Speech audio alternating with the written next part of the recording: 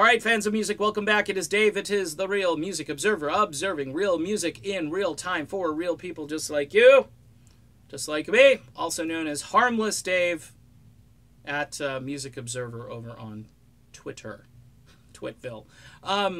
Hey, Neal Schon. A lot of people ask me about Neal Schon. You know, what's he doing? Why is he going out on tour with this band and so forth? Here's the reason Neal's going out on tour. I can tell you this.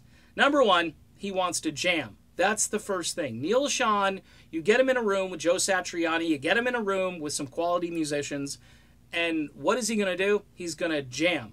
Sammy Hagar did a little interview with Neal not too long ago, and it was very inspiring because Sammy more or less said, hey, there's Eddie Van Halen, and then there's Joe Satriani, and then there's Neal Schon.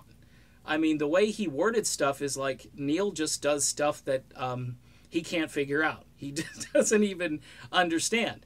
And what's great about Neal is he doesn't even know, you know, the stuff that he's doing and how brilliant it is and how fluent it is and how original it is. You know, the takeover of his band in the early 80s certainly made everybody a ton of money.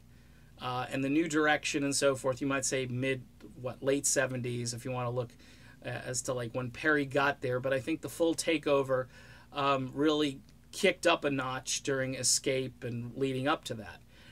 And those are monster albums, but they kind of changed Journey into a different band. And Neal, still able to do some soloing and so forth, maybe not quite to the degree of back in the days of Next and Look into the Future. You know, I mean, those were albums that were designed to be Neal Schon, you know what I mean? But Herbie had a vision. He wanted more of a cohesive rock band, and he knew they needed a different approach and to make money and to tour the world and so forth.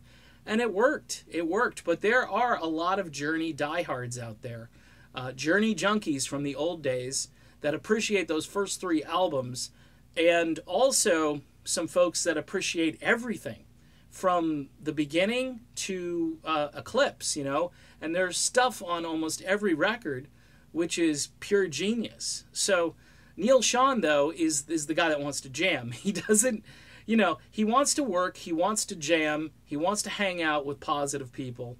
I heard him one time say, just Sammy Hagar, for instance, is a no BS guy.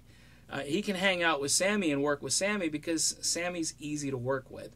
There's no ulterior motives, and there's nothing going on behind the scenes that would make Neal suspicious, and some people say paranoid, but I would just say suspicious. And knowing what I know, which people say I don't know anything, but knowing what I know, I believe Neal has every right to kind of be a little bit cautious. We'll just say that.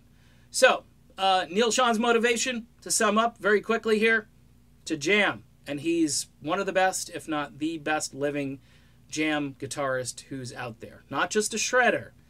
Neal can jam. All right, done. Be back soon.